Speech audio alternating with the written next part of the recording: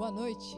Eu gostaria de convidar você que está aí na sua casa, convidar também a todos que estão aqui nessa gravação, nesse momento aqui de louvor, nesse momento de palavra, para que nós possamos nos colocar na presença do Senhor, se derramar na presença dEle, buscar a Ele.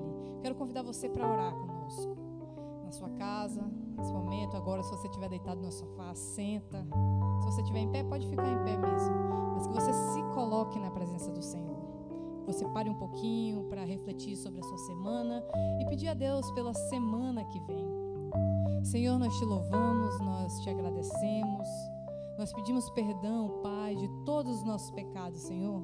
Pedimos que o Senhor conduza a nossa vida, que o Senhor sustente a nossa alma, que o Senhor sustente a nossa fé, que a cada dia nós possamos confiar no Senhor, que nós possamos sim nos derramar na Tua presença. Só o Senhor, Pai, é que nos traz a cura, é só o Senhor que nos dá conforto, que nos dá consolo. E pedimos ao Senhor, vem na nossa vida, Pai. Ó Deus, vem, cuida de nós, que nós possamos te buscar cada vez mais, que às vezes nesses momentos aí que estamos em casa, às vezes nos entretemos com tanta coisa, mas que nós possamos buscar a Tua palavra, buscar ouvir mais de Ti, orar mais, e que o Senhor esteja conosco sempre. Deus, pedimos que o Senhor continue conosco, em nome de Jesus, amém.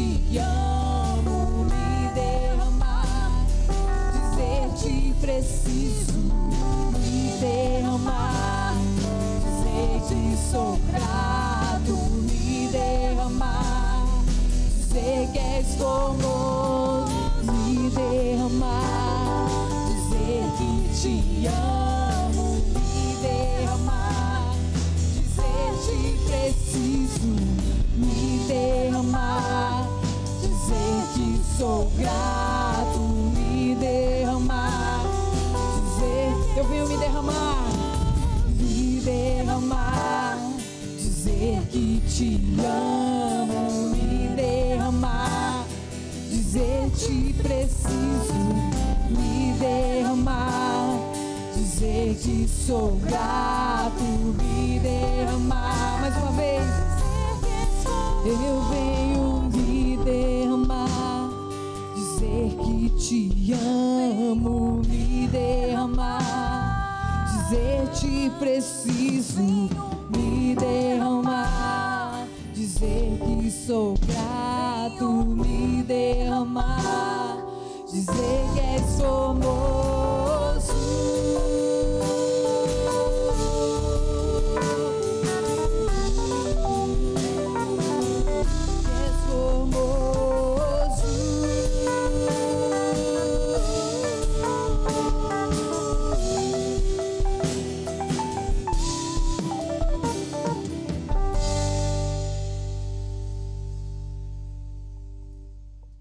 Graça e paz, irmãos. A palavra de Deus diz que todo ser que respira foi criado para louvar o Senhor. E a palavra de Deus também nos conclama a louvar ao Senhor. Nós precisamos entender as oportunidades que Deus nos dá para louvá-lo e aproveitar essas oportunidades como elas estão propostas para nós. Então, aí na sua casa, aproveita esse tempo para adorar o Senhor. Você é adorador, adoradora. Deus te criou para glorificá-lo, para a glória dele. A gente precisa lembrar disso. O povo de Israel, quando terminou a construção do templo, eles fizeram a dedicação daquele templo ao Senhor. Eram pedras, tijolos, paredes, teto. E eles dedicaram aquele templo ao Senhor com grande consagração. E eles estavam extremamente quebrantados, porque eles estavam dedicando alguma coisa para o Senhor. Eles viam os povos ao redor dedicando animais, sacrifícios aos seus deuses. E quando eles dedicavam alguma coisa assim para o verdadeiro Deus, eles ficavam extremamente emocionados. Mas o que nós temos hoje para dedicar ao Senhor é a nossa devoção, é a nossa fé.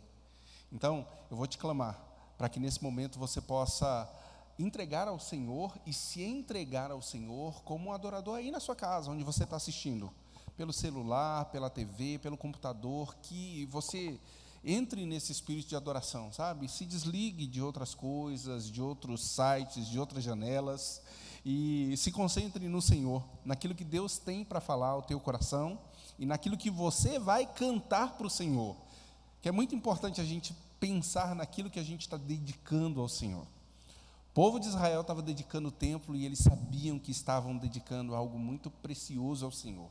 Agora nós dedicamos o nosso templo ao Senhor, o templo em que o Senhor escolheu morar. Toda a natureza glorifica ao Senhor, todo ser que respira glorifica ao Senhor, mas Deus escolheu você para morar no seu coração. Então, adore ao Senhor, deixe o Senhor falar ao seu coração no momento da palavra. Que o Senhor te abençoe, em nome de Jesus. Pai, obrigado pela bênção que o Senhor nos deu, de sermos chamados teu povo, e de podermos dedicar alguma coisa a um Deus que não precisa de nada. O Senhor nos dá a oportunidade de dedicar a nossa fé, o nosso coração, a nossa consagração. Que o Senhor receba, Pai, o nosso louvor e a nossa adoração, e que o Senhor fale conosco. Nós pedimos isso em nome do teu Filho Jesus. Amém e amém. Adore ao Senhor, querido.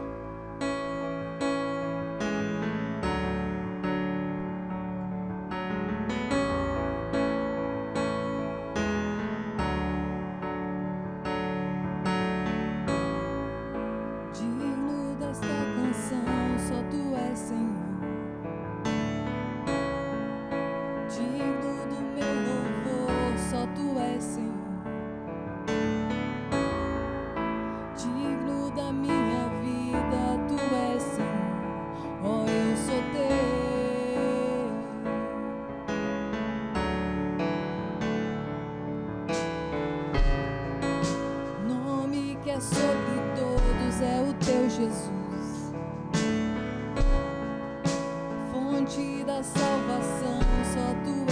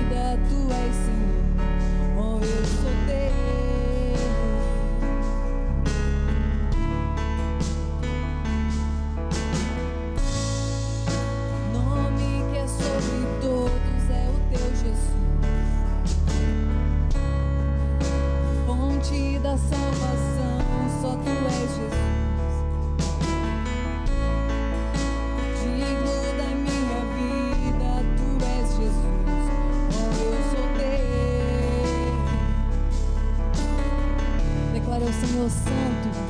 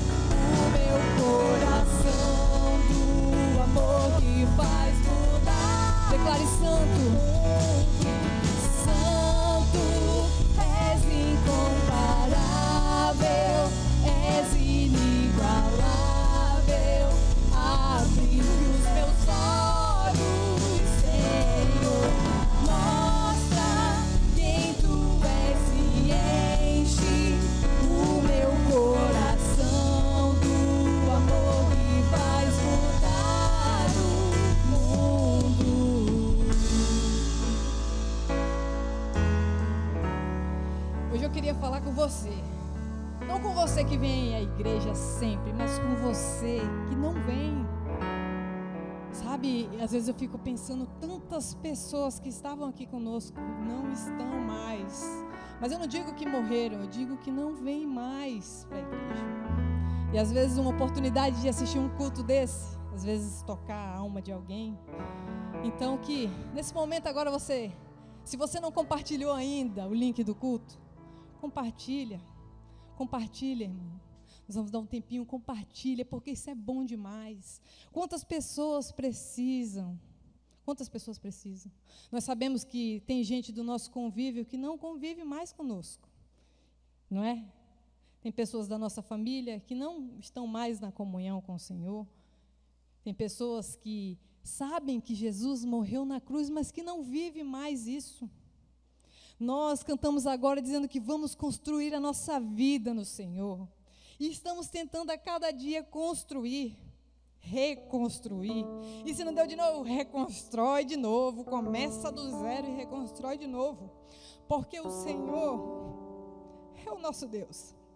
É o Deus que nós podemos confiar e falar: Senhor, me tira do chão, me ajuda a levantar. Me ajuda a levantar. É tão bonito, a gente vem, canta, Senhor, eu vou construir, Senhor, eu vou te honrar, Senhor, é o teu amor, Senhor, o Senhor morreu na cruz, mas a gente não vive isso, e nós precisamos viver isso. E no momento que a gente está lá no chão, é nessa hora que o Senhor vem e te coloca no colo. E mostra o verdadeiro amor que me salvou, que salvou a vida da Lloyd, que salvou Elias, que salvou o Pepe, que nos salvou, que te salvou. Então, nesse momento, se você puder, ore por alguém. Sabe aquela pessoa da tua família que precisa de Jesus? Ore por ela. Sabe aquele parente próximo ou não próximo? Ore por ele. Ore pelo seu irmão, pela sua mãe, pelo seu vizinho. Ore. Que amor é esse que a gente canta e não deixa fluir? Então que nós possamos sim dizer: ninguém tanto me amou como o Senhor Jesus, e Ele também te ama. Jesus te ama. Vamos louvar?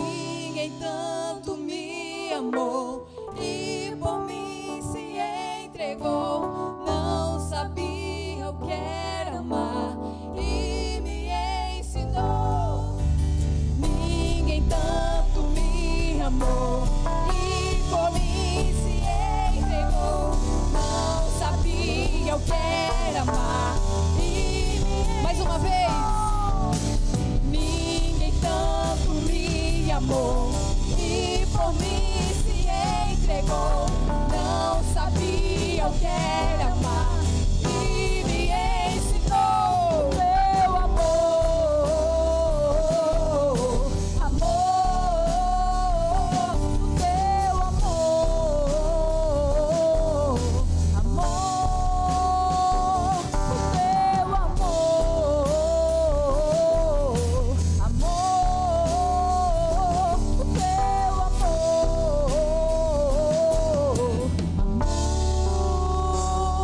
Que amor é esse, irmãos? Que amor é esse que nos faz cantar, que nos faz louvar, que nos faz adorar? Esse amor que nós vamos cantar para sempre aqui, lá no céu. Amém?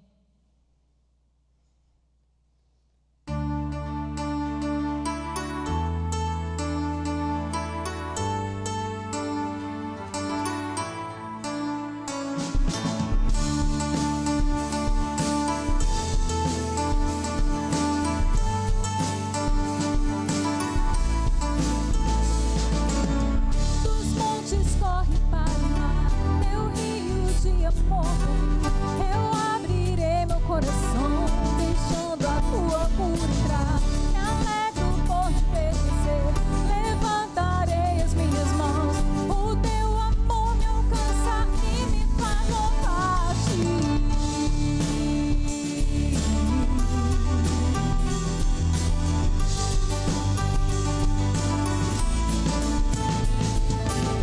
Dos montes corre para o mar, teu rio de amor por mim. Eu abrirei meu coração, deixando a tua cura entrar. Me alegro por te pertencer, levantarei as minhas mãos. O teu amor me alcança e me faz louvar-te. Cantarei teu amor pra sempre. Cantarei teu amor pra sempre. Cantarei teu amor pra sempre. Cantarei teu amor. Meu coração exulta, de alegria eu canto. Quando o mundo conhecer a ti, ele se encherá com a tua alegria. Cantarei teu amor pra sempre. Cantarei teu amor pra sempre. Cantarei teu amor pra sempre. Cantarei teu amor. Mais uma vez, cantarei. Cantarei teu amor pra sempre. Cantarei teu amor pra sempre. Cantarei teu amor pra sempre. Cantarei teu amor pra sempre. Cantarei teu amor pra sempre. Cantarei teu amor pra sempre. Cantarei teu amor pra sempre. Cantarei teu amor pra sempre. Aleluia. Amém. Oi, Gileade, tudo bem?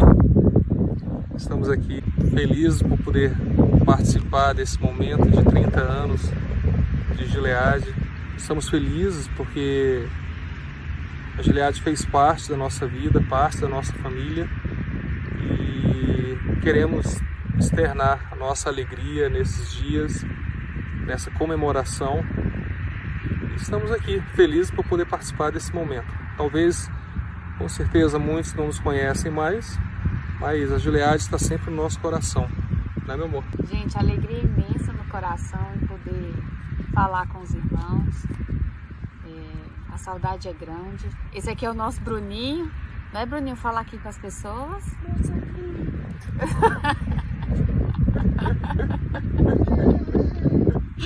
Nós tão esperado Bruninho e Arteirinho, gente. Mais uma bênção de Deus. Estamos aqui em Brasília, mas com saudade de vocês, com certeza. Feliz de poder também estar participando, como o Anse falou, né? O nosso coração se alegra demais. E contando os dias para que essa pandemia passe e a gente consiga tentar retomar a nossa vida e quem sabe, né, rever alguns irmãos e conhecer pessoas novas, porque eu sei que a igreja continua com muitas pessoas e que esse momento seja um momento de muita comemoração, né, entre os irmãos. Graça e paz, felicidade nossa de estar compartilhando e participando desse culto, mesmo distante. E eu quero ler um texto: alegrai-vos com os que se alegram e chorai com os que choram. É um momento de alegria, então eu quero me alegrar com vocês nesse momento. Estamos felizes demais pelos 30 anos da Igreja Presbiteriana Gileade, que tem sido uma bênção aí em Porto Velho, assim como foi bênção na minha vida, foi bênção na vida da minha família, né? Inclusive assim, tem pessoas que não nos conhecem, que estão congregando hoje na Presbiteriana Gileade. Eu sou Azael, tive o privilégio e a graça de Deus de ter sido presbítero aí. Me casei, assim que eu me casei, eu fui com a Daniela, que é minha esposa, congregava na Presbiteriana Gileade. Tivemos a bênção de ter os 4 filhos nossos nascidos aí em Porto Velho, e todos batizados nessa igreja. A Tatiane, que mora aí, hoje com 2 netos, né, meus, que não moram aí. Aí depois veio a Thaís, para quem não nos conhece, estou apresentando por isso. Aí o Denner, depois, e o Denilson, nosso caçula, e também todos nasceram e foram batizados aí. Sou muito feliz, uma igreja que não sai da minha memória. Estamos aqui há praticamente quase 5 anos, mas ainda sinto falta de vocês. Vocês vivem em nosso coração e por isso que resolvemos gravar esse vídeo, porque estamos felizes com vocês. Eu quero pedir a Deus que continue abençoando o trabalho aí da Gileade, que Deus os abençoe e que vos guarde em todos os momentos. Então que Deus os abençoe e os proteja sempre. Amém? Parabéns, Gileade. Vamos lá, né? Vamos lá. Parabéns, Gileade. Legal.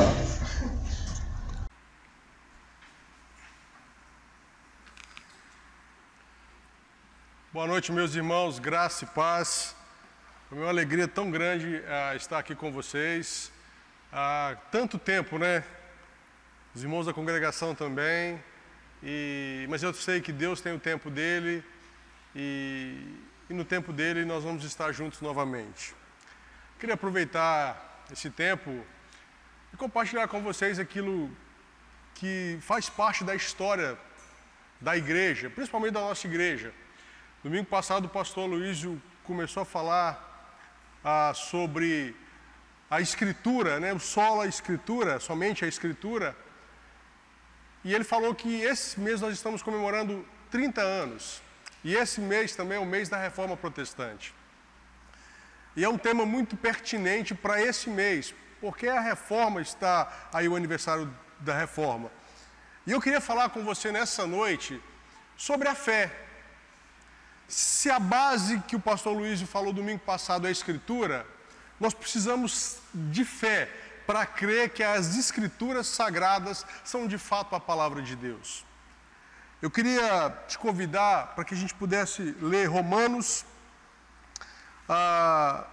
capítulo 3, do verso 21 ao verso 24, que diz assim: mas agora sem lei se manifestou a justiça de Deus, testemunhada pela lei e pelos profetas, justiça de Deus mediante a fé em Jesus Cristo para todos e sobre todos os que creem, porque não há distinção, pois todos pecaram e carecem da glória de Deus, sendo justificados gratuitamente por sua graça, mediante a redenção que há em Cristo Jesus.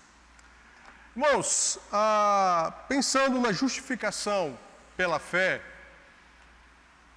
esse é um tema muito debatido em toda a história da igreja. Houve muitas controvérsias, muitas polêmicas, e a igreja da Idade Média, ela tinha uma doutrina que dizia mais ou menos o seguinte, que a justificação era um processo. Um processo que o pecador seria justificado. Através de quê? Do batismo, através das obras de caridade, através de uma vida de penitência, né? Guiado por essa doutrina, muitos sofreram. Alguns morreram de jejuns prolongados, outros sofreram muitos. E foi nesse contexto que Martinho Lutero, com as suas lutas, com as suas dificuldades, pela graça de Deus, entende que a justificação é um ato de Cristo. Não tem nada a ver com a gente, não tem nada a ver com o que a gente faz ou deixa de fazer, mas é um ato de fé e de confiança naquilo que Cristo fez. E pensando nisso, eu queria orar por você nessa noite mais uma vez, para que Deus possa alimentar o teu coração e alimentar a tua fé nessa noite. Queria que você curvasse a sua cabeça comigo e a gente pudesse elevar a nossa voz e o nosso coração ao Senhor nesse momento. Deus, em nome de Jesus, nós mais uma vez nos colocamos diante do Senhor, para pedir que o Senhor possa sondar a nossa mente e o nosso coração, e que nessa noite o Senhor possa nos alimentar pela Tua Palavra, mas também, Deus, nutrir a nossa fé, para que possamos, Deus, permanecer firmes diante do Senhor e diante das adversidades que têm surgido, principalmente nesse tempo em que nós estamos vivendo. Que essa mesma graça que veio sobre Lutero, Calvino e tantos outros, Deus, possa se achegar nessa noite também sobre as nossas vidas, para que nós possamos compreender o poder que há, Deus, na Tua Palavra e na vida daquele que crê que a Palavra do Senhor é a verdade. Em nome de Jesus. Irmãos, foi nesse período também que a venda das indulgências ganhou uma dimensão muito grande. Houve uma propagação muito grande nesse período. E aí foi nesse contexto, né, que Lutero, ele identifica e ele vai confrontar, né, a incoerência da prática da venda das indulgências, das penitências, com a proposta bíblica de alcançar a justificação. E aí ele entende, lendo a palavra de Deus, que a justificação é um ato soberano do Senhor. Não tem nada a ver com o que a gente faz. Tem a ver simplesmente com Cristo e com aquilo que Cristo fez por nós. Assim, Lutero ele começa a acreditar na troca entre a bondade e a retidão de Cristo e a pecaminosidade e a iniquidade do homem. Ou seja, ele passa a defender que mediante a fé em Cristo, a justiça de Cristo se torna a nossa justiça. E tudo que é dele passa a ser nosso. Tudo que Cristo conquistou passa a ser nosso quando nós depositamos a nossa vida de confiança e de fé na pessoa de Jesus. Ou seja, essa condição só pode ser alcançada mediante a fé. As obras não podem ser meios de se alcançar a justificação ou algum mérito diante de Deus. Pelo contrário, as obras são resultados dessa vida de fé. Ou seja, essa doutrina da justificação através da fé não é apenas mais uma doutrina da igreja. É o antigo fundamento da fé, pelo qual a igreja se firmará ou cairá, e que depende todo o restante da palavra de Deus. Se eu creio que a palavra é a verdade ou não. A vida de santidade, da mesma forma, é consequência da fé e da compreensão do grande sacrifício de Jesus por nós. Agora, irmãos, como é que a gente associa isso, essa compreensão que esses homens tiveram, essa compreensão que o apóstolo Paulo teve, hoje, nos nossos dias? Como é que a gente vive essa fé hoje, num tempo onde o mundo muda muito rápido, onde as coisas mudam numa velocidade que nós muitas vezes não conseguimos acompanhar e nos influencia sem muitas vezes nós percebermos? Parando para a gente fazer uma análise histórica, o período de pré-modernidade, ele durou muito tempo. Em todos os períodos da história da humanidade, ela tem um referencial, ela tem um centro. Nós podemos dizer que na pré-modernidade, Deus estava no centro. E a gente vai ler a igreja estava no centro. Ela dizia a respeito de tudo. Ela dizia a respeito da natureza, do espaço, ela dizia a respeito da vida, de tudo. Ela tinha sempre a última palavra em tudo. Até que, nas suas asseverações, ela foi confrontada, e nessa confrontação foi dito que a igreja estava errada, quando a igreja dizia que a Terra era o centro do universo. Galileu e Copérnico, eles estudando, descobrem que não é a Terra, que havia um sistema solar, que o Sol que é o centro, e não a Terra. Mas uma vez eu ouvi um teólogo dizendo que tanto eles quanto a igreja naquele tempo estava errada, porque o centro da criação, o centro da vida, o centro de tudo é a vida que Deus criou. Mas a igreja, ela é simplesmente confrontada naquele tempo e ela perde a credibilidade ali, nesse aspecto.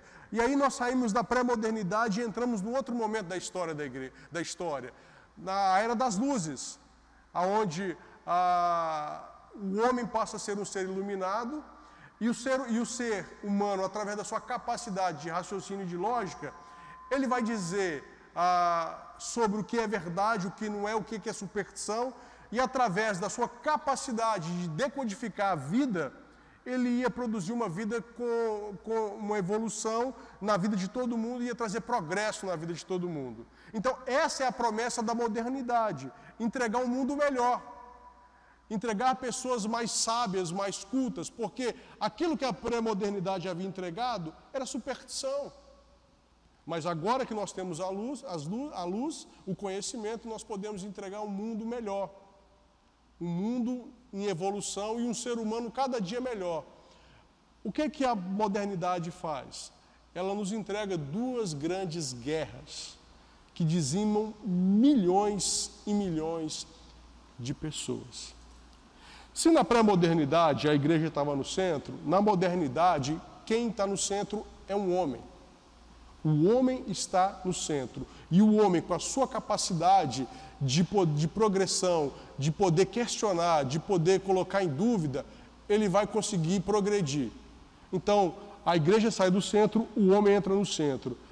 A modernidade não consegue entregar o que ela promete. Nós saímos da modernidade e nós entramos na pós-modernidade. Se na pré-modernidade a igreja estava no centro, na modernidade o homem estava no centro, a pós-modernidade não tem centro. Ou seja, nós vivemos num tempo de pluralismo. Cada um tem a sua verdade. Cada um acredita naquilo que lhe convém. Existe um sociólogo polonês, na verdade ele já faleceu, Zygmunt Bauman. Ele faz uma diferenciação, ele não chama de pós-modernidade, ele chama de modernidade sólida e de modernidade líquida. Modernidade sólida é aquilo que aconteceu antes da Segunda Guerra Mundial, onde as instituições eram mais firmes, onde os valores eram mais firmes, e a modernidade líquida é aquilo que aconteceu após a Segunda Guerra, né? Onde os valores começaram a perder-se, onde as coisas mudam muito rápido, onde não existe mais essas firmezas na vida. Hoje as coisas são muito obscuras, hoje as coisas são muito maleáveis e se perdem muito fácil, né? E ele vai dizer algumas coisas interessantes sobre isso. Ele vai dizer que a modernidade imediata, ela é líquida e veloz. Ela é mais dinâmica do que a modernidade sólida que a suplantou. Ele diz também que a passagem de uma modernidade para outra acarretou mudanças profundas em todos os aspectos da vida humana. Por exemplo, a modernidade líquida, para ele, é um mundo repleto de sinais confusos, propensos a mudar com rapidez e de forma imprevisível. Isso é um sociólogo dizendo. Ele diz que na sociedade contemporânea emergem o individualismo, a fluidez e a efemeridade das relações, ou seja, as relações passageiras, coisa rápida, que acaba muito rápido.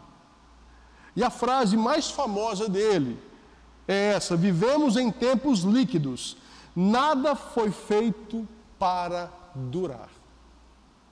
Quando eu penso nessas coisas, irmãos, eu fico pensando, será que hoje nós não vivemos aquilo que talvez nós podemos chamar de fé líquida? Eu fico imaginando que ao longo da história da igreja, a gente já passou por várias etapas. E muitos hoje usam a fé como um amuleto para se alcançar algo, para poder receber algo.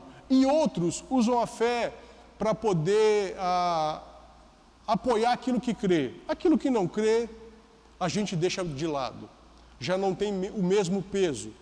A gente vive um tempo onde parece que para muitos a palavra de Deus só pode ser crida naquilo que lhe satisfaz, naquilo que mexe, naquilo que confronta, naquilo que desafia. Aquilo talvez não é mais para o nosso tempo. Hoje é melhor para muitos ser politicamente correto do que fiel à palavra de Deus e ao Senhor da palavra. Talvez a gente está vivendo hoje o que podemos dizer de uma fé líquida. Como é que a gente vive nos dias de hoje essa fé? Essa fé que Lutero, que Calvino, que Wesley, que tantos homens tiveram, que enfrentaram o tempo em que viveram e enfrentaram com a fé no Cristo e viveram para glorificar a Cristo. Como é que nós podemos fazer e viver isso hoje? Será que existe alguma possibilidade de nós vivermos essa fé hoje? De crermos que Deus pode fazer as mesmas coisas que Ele fez nesse tempo, hoje em nós e através de nós? Queria pensar com você um pouquinho sobre a vida de Enoque. Quem foi Enoque? Eu queria te convidar a abrir a palavra do Senhor comigo lá em Gênesis capítulo 5, do verso 18 ao verso 24. A palavra do Senhor nos diz assim: Jared viveu 162 anos e gerou Enoque. Depois que gerou Enoque, viveu Jared 800 anos e teve filhos e filhas. Todos os dias de Jared foram 962 anos e morreu. Enoque viveu 65 anos e gerou a Metusalém. Andou Enoque com Deus e depois que gerou a Metusalém, viveu 300 anos e teve filhos e filhas. Todos os dias de Enoque foram 365 anos. Andou Enoque com Deus e já não era, porque Deus o tomou para si. Quem que foi Enoque? Enoque, ele foi o sétimo depois de Adão. Ele vem da geração após a morte do seu irmão Abel. Nós podemos encontrar todos os detalhes dessas gerações ou das 7 gerações no início do capítulo 5 de Gênesis, e uma versão mais resumida nós encontramos lá em 1 Crônicas, do capítulo 1, Adão, Sete, Enos, Cainã, Maalalel, Jared, Enoque, Metusalém, Lameque, Noé, Sem, Cã e Jafé. Ou seja, é assim que o autor das crônicas começa a história de Israel, pelas gerações que começam em Adão e terminam nos filhos de Noé. Enoque foi filho de Jared e foi pai de Metusalém. Ele foi um descendente de Sete. E essa geração era famosa pela sua longevidade. A ciência já reconheceu a possibilidade disso acontecer em situações extraordinárias, quando o quadro genético da pessoa é favorável a isso. Naquele tempo, nós talvez não teríamos as mesmas doenças que tem hoje, não teria. Então, é muito mais fácil aquele povo ter vivido muito mais tempo do que essa geração nossa. Agora, numa geração onde as pessoas viviam séculos e séculos, Enoque viveu pouco. Foram somente 365 anos. Mas o tempo curto de vida de Enoque não foi um acidente, não foi por causa de um tipo de vida que não agradava ao Senhor. Foi o próprio Deus que decidiu interromper a sua trajetória, a sua história, chamando para si. Naquele tempo, isso era desconhecido. Agora, o que havia de especial na vida de Enoque? O verso 19 nos diz que Enoque teve irmãos, muitos. Agora, no entanto, ninguém temia ao Senhor como Enoque. Nós nem mesmo sabemos o nome dos irmãos de Enoque. Eles não se encontram lá no livro dos Heróis da Fé. E Enoque, ele chegou lá. E chegou mais perto do que qualquer outro homem tenha chegado. Porque a Bíblia diz que Deus se agradou da vida de Enoque, né? Isso já nos mostra o quanto Enoque era especial e diferente dos de sua geração. O verso 21 diz que Enoque teve um filho, Metusalém. Isso significa que Enoque se casou e teve com sua esposa filhos e filhas. Diz o final do verso 22. Mas o diferencial na vida de Enoque é o que está escrito no início do verso 22. Andou Enoque com Deus. Irmãos, o que significa andar com Deus? Principalmente nos dias em que nós vivemos, né? O mundo na época de Enoque não era muito diferente do nosso. Não, porque a maldade e o pecado já enchiam a terra após somente 4 gerações. E por causa disso, depois de 4 gerações, seria tudo destruído. Tudo. Talvez é possível que muitos contemporâneos de Enoque tenham morrido no dilúvio, no qual se destaca um bisneto dele, Noé, um homem que temia o Senhor. Agora imagina um mundo, na época de Enoque, que já era um mundo crescendo em maldade e pecado. E foi nesse tempo de pecado que um homem se destacou pelo simples fato de ter decidido andar com Deus. Ou seja, irmãos, a fé que nós dizemos ter no Senhor, ela não é simplesmente para que eu seja salvo, para que eu seja justificado do pecado. A fé é necessária para que eu e você andemos com Deus. A fé é necessária para que eu e você tenhamos uma vida de santidade. A fé é necessária para que eu e você agrademos o coração do Senhor. Agora, ele foi o primeiro a temer o Senhor? É interessante a gente parar para notar que outros, na sua geração, haviam sido fiéis e tementes a Deus. Enoque veio da geração de Sete e de Enos, no tempo de quem se começou a invocar o nome do Senhor, Gênesis 4:26. No entanto, irmãos, Enoque amou mais a Deus do que provavelmente todos os seus antepassados e contemporâneos.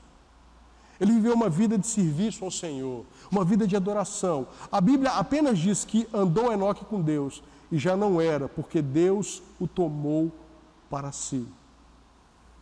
Quando a genealogia de Jesus é contada lá em Lucas, no capítulo 3, ele é colocado na geração de Enoque e do seu filho Metusalém. A forma como ele deixa o mundo é algo extraordinário. A Bíblia diz que Deus o toma para si. E nós vamos descobrir lá em Hebreus, porque é o autor de Hebreus que vai dizer a forma que Deus o leva, lá em Hebreus capítulo 5, 11, 5 e 6, diz assim, olha, pela fé Enoque foi trasladado para não ver a morte, não foi achado porque Deus o trasladara, pois antes da sua trasladação obteve testemunho de haver agradado a Deus.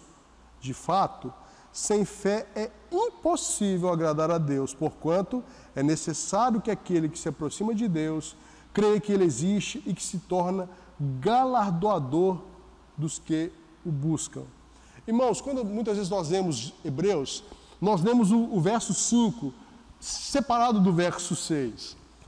Mas esse texto, no original, no grego, ele tem uma conjunção, o verso 6, que faz uma ligação com o que está sendo dito, com o que foi dito anteriormente. Então, quando você lê o verso 5 falando de Enoque, o 6 complementa aquilo que está sendo dito.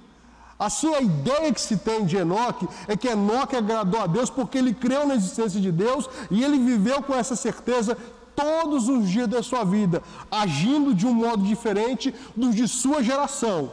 Ele temeu a Deus como muitos outros, mas sua fé era de tal forma, de modo prático, que o texto diz que ele agradou ao Senhor. Irmãos, sem fé é impossível agradar a Deus. Nós precisamos acreditar no Senhor. Nós precisamos crer que a sua palavra é a verdade. E nós precisamos caminhar de acordo com essa verdade. Por mais que o mundo caminhe na contramão, por mais que o mundo diga que está errado, quem dá direção à minha e à sua vida é o Senhor e a sua palavra. Domingo passado, o pastor Luiz falou sobre aonde é que nós estamos fundamentando a nossa vida. Será que nós estamos construindo sobre a areia ou sobre a rocha? Muitos, infelizmente, constroem a sua vida sobre areia. E é por isso que eu usei essa expressão fé líquida, que é como areia, você não consegue segurar a areia, ela começa a sair pelos seus dedos. Muitos só trazem para si aquilo que lhe agrada, mas não aquilo que de fato o Senhor está dizendo. Mas Enoque, em meio à sua geração, aonde o pecado já tinha crescido muito, ele decidiu andar com Deus. Ele decidiu andar com Deus. E uma coisa interessante é que a vida de Enoque aponta para Cristo, porque a Bíblia diz que Enoque andou com Deus, e Cristo é o nosso maior exemplo do que é andar e viver com Deus. Por isso que a vida de Enoque aponta para a vida de Cristo. E aí o apóstolo Paulo vai dizer, gente, sede meus imitadores, como eu sou de Cristo. Porque Cristo agradou a Deus, Cristo viveu para a glória de Deus, Cristo viveu para que o nome do Senhor fosse glorificado, nele e através dele. Agora, por que nós devemos andar desta forma? Porque a palavra do Senhor, ela diz, lá em Efésios 5,15, portanto, vede prudentemente como andais, não como necios, e sim como sábios. Devemos andar na luz, disse Jesus. Respondeu-lhe Jesus, ainda por um pouco a luz está convosco. Andai enquanto tendes a luz, para que as trevas não vos apanhem. E quem anda nas trevas não sabe para onde vai. João 12:35. Aonde é que você tem andado? Com quem você tem andado? Você tem andado com Deus? Você tem andado a partir da palavra de Deus? Ou você tem andado a partir daquilo que você tem ouvido, das impressões que você tem tido, ou do que está acontecendo esse ano no Brasil e no mundo? Como tem sido a sua vida? Como tem sido a fundamentação da sua casa espiritual? Esse tempo que nós estamos vivendo é um tempo onde a fé de muitos é provada. Mas também é um tempo onde nós podemos fortalecer as bases da nossa vida, voltando o nosso coração e a nossa vida para Deus e para a sua presença. Por mais que nós não estamos juntos fisicamente nesse espaço, a Bíblia diz que o Senhor está conosco todos os dias. E na nossa casa, onde nós estamos, Ele está conosco. Isso devia ser algo que devia mexer e mover o nosso coração todos os dias, a uma adoração sincera diante do Senhor. O que me fascina, irmãos, é o fato de Deus ter decidido se comunicar comigo e com você. E eu só posso entender isso se eu crer que Deus é o Senhor e que a palavra dele é a verdade.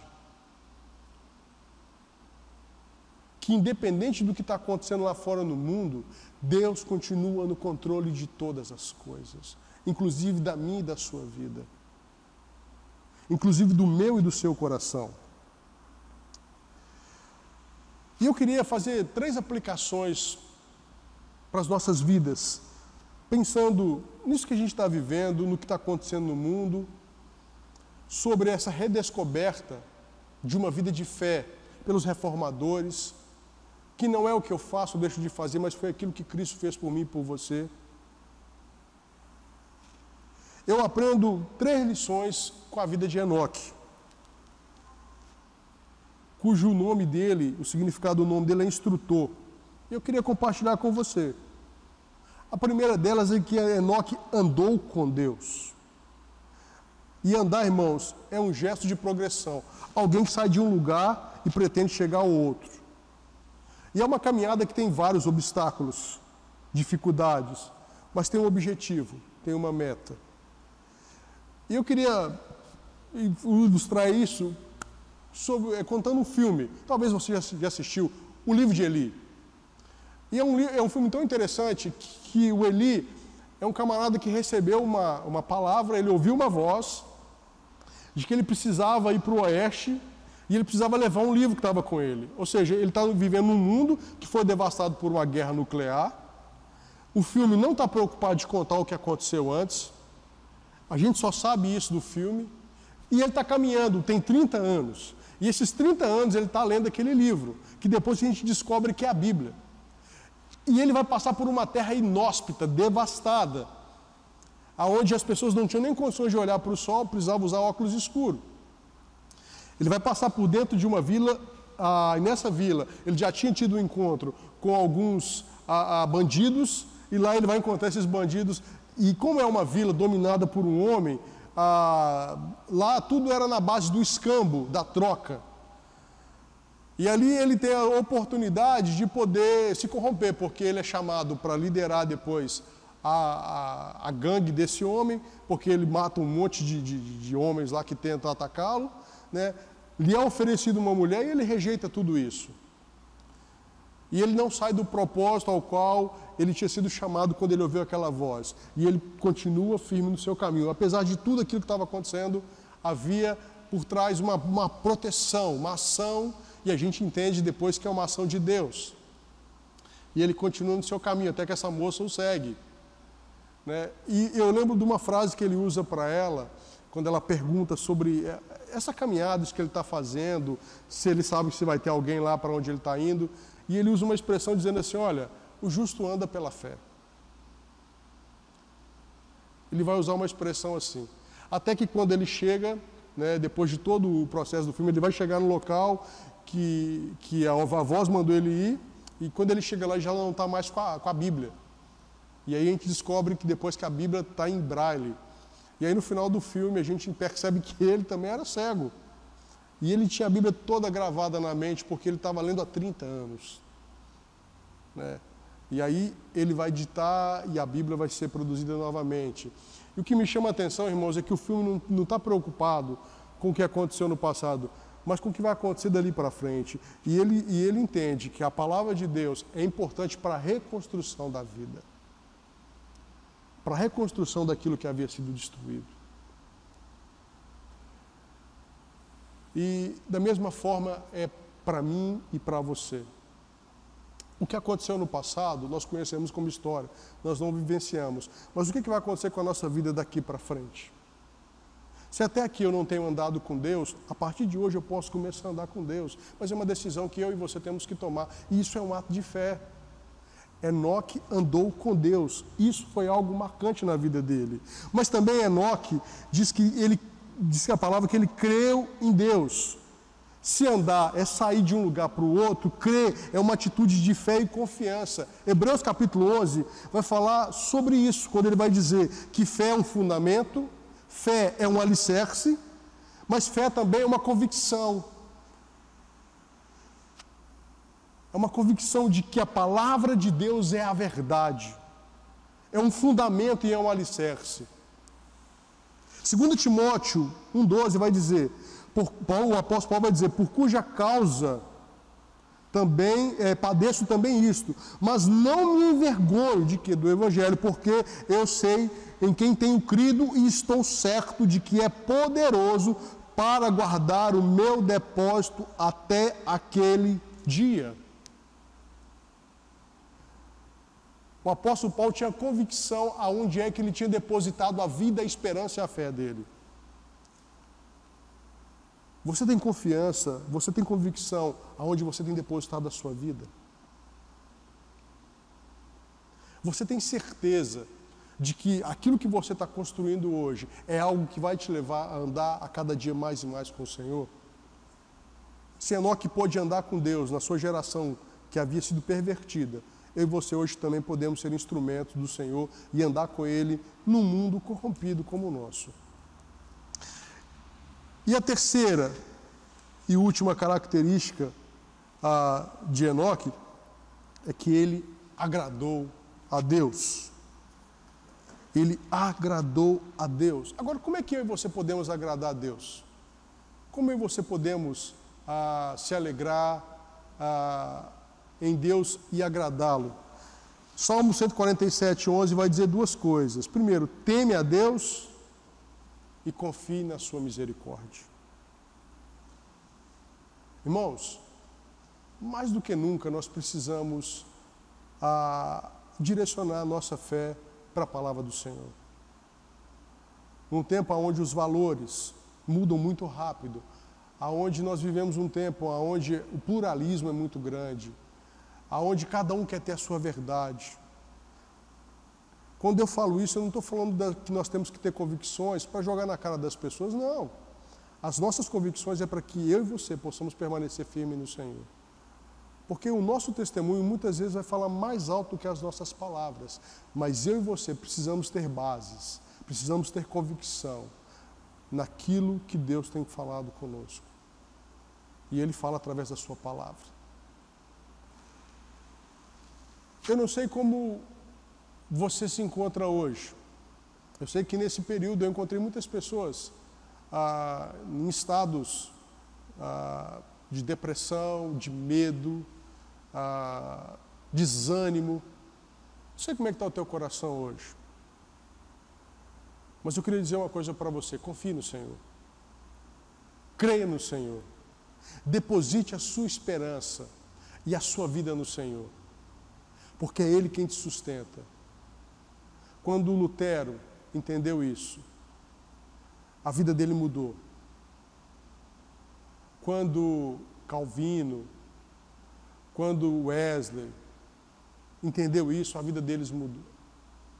Uma vez, ouvindo alguns pastores falando, num congresso que teve em 2003 aqui no Brasil, o CBE, eu participei desse congresso, e um pouquinho antes o John Stott esteve no Brasil. E alguns desses pastores que falaram lá se reuniram com o John Stott. E aí, muitos perguntaram por que ele não casou, né? Essa era a curiosidade de alguns pastores. Mas teve um pastor que fez uma pergunta que me chamou a atenção. Ele perguntou assim para o John Stott: qual é o segredo da sua vida com Deus, depois de tantos anos? Ele falou 3 coisas. Leio a Bíblia todos os dias. Eu oro e confio no Senhor. Creio que a palavra do Senhor é a verdade. Deposito a minha esperança e a minha confiança nele. E a terceira coisa, eu congrego. Eu participo dos atos de graça do Senhor. Esse é o segredo da minha vida. Eu leio a palavra, eu oro, confio e creio no Senhor, e eu participo da vida comunitária. Dessa forma, irmãos, a nossa fé é alimentada, nós crescemos diante do Senhor e nós somos bênção na vida dos nossos irmãos. Que a graça do Senhor nos ajude, que a graça do Senhor fortaleça a sua vida e alimente a sua fé, para que você creia como Enoque creu, para que você agrade a Deus como Enoque agradou e para que você ande com Deus como Enoque andou. Que Deus abençoe a sua vida e o seu coração. Pastor Cristiano.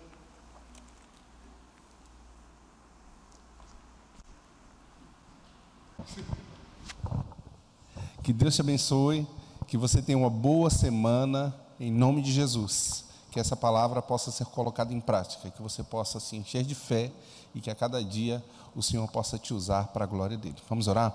Deus, obrigado pelo compartilhar da tua palavra, obrigado pelo que o Senhor falou conosco e que o Senhor continue motivando o nosso coração, Deus, para nós firmarmos a nossa vida em fé. E que firmados em fé nós possamos testemunhar de tudo o que o Senhor fez e faz por nós. Que a graça do Senhor Jesus que nos alcançou possa nos motivar a levar essa graça para outras pessoas também.